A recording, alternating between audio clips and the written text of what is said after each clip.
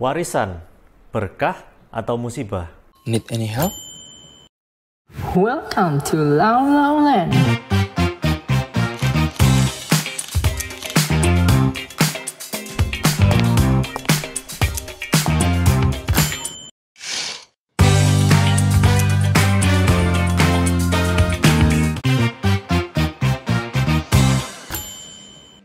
Apa yang terbersit dalam benak Anda ketika Anda mendengar kata warisan? Sebagian mungkin menganggap ini berkah, ada sebagian yang menganggap ini musibah. Berkah ketika warisan ini bisa kalian pergunakan untuk membantu kehidupan kalian. Lalu ada yang menyebut warisan ini adalah sebuah musibah, ketika sanak saudara maupun hubungan persaudaraan menjadi putus karena berebut warisan. Anda setiap hari menempuh resiko, bekerja keras siang dan malam, untuk mengumpulkan harta. Tujuannya apa? Tentunya pasti kebahagiaan. Tetapi ketika harta yang Anda kumpulkan tersebut menjadi sumber pertikaian bagi anak-anak Anda, bagi sanak saudara Anda, itu adalah sebuah kesia-siaan. Warisan menjadi sebuah musibah. Lalu bagaimana caranya agar warisan ini tidak menjadi musibah? Yang pertama, kalian bisa mempertimbangkan untuk membuat wasiat. Banyak sekali hal yang bisa memicu perselisihan. Saya kasih contoh.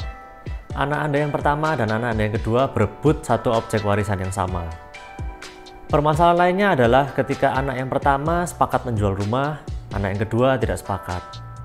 Dan masih banyak faktor-faktor lain yang bisa menyebabkan perselisihan. Oleh karena itu, wasiat bisa menjadi salah satu solusi. Memang ini tidak serta-merta akan menghilangkan permasalahan yang ada, tetapi setidak-tidaknya akan meminimalisir perselisihan yang mungkin timbul dari antara para ahli waris. Poin yang kedua, ini yang mungkin sering kalian dengar maupun kalian alami sendiri, yaitu kalian memiliki aset tapi tidak atas nama kalian sendiri. Dengan berbagai alasan seperti mungkin SPT-nya tidak cukup atau menghindari pajak yang besar. Tapi yang perlu kalian ketahui adalah hal ini menimbulkan resiko yang cukup tinggi. Contoh, ketika Anda tiba-tiba meninggal, kalau ahli waris Anda tidak mengetahui terhadap harta warisan itu, maka mereka tidak akan bisa menikmati haknya. Contoh yang lain, atas nama dari aset tersebut tidak mau menyerahkan secara sukarela, maka ini akan menyebabkan suatu beban dan masalah baru bagi ahli waris kalian. Jadi penting sekali kalian memiliki aset atas nama sendiri.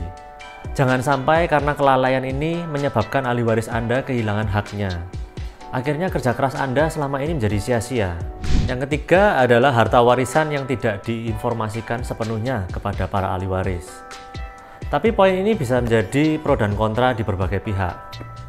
Ada yang berpikiran bahwa memberitahukan harta warisan kepada ahli waris itu menimbulkan resiko juga. Contohnya mereka menjadi tidak giat bekerja, mereka hanya mengandalkan warisan dan banyak macam. Tapi kalian juga harus memperhatikan resiko yang mungkin timbul, sehingga menyebabkan ahli waris Anda tidak menikmati haknya. Saya kasih contoh, banyak sekali polis asuransi yang tidak diklaim, hanya dikarenakan ahli warisnya tidak tahu bahwa kedua orang tua mereka mempunyai asuransi tersebut. Yang kedua, ini banyak sekali, banyak reksadana, deposito, maupun tanah yang tidak bertuan, hanya karena ahli warisnya tidak mengetahui harta orang tua mereka apa saja. Semua ini tetap kembali saja kepada diri kalian masing-masing, apakah kalian ingin menginformasikan atau tidak. Tetapi setidaknya kalian sudah mengetahui resikonya dan bisa mempersiapkan pencegahannya. Yang keempat adalah jangan menunda-nunda pewarisan. Hal ini bisa Anda rencanakan dengan cara mengatasnamakan aset ataupun harta warisan terhadap para ahli waris Anda. Jadi tidak serta-merta menyerahkan sepenuhnya kepada mereka. Segala legalitas dan dokumen masih Anda pegang, tetapi sudah atas nama para ahli waris.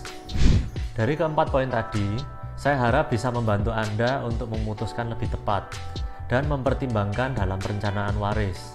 Dan yang paling penting, jangan sampai perencanaan waris yang tidak tepat justru merusak keutuhan keluarga Anda.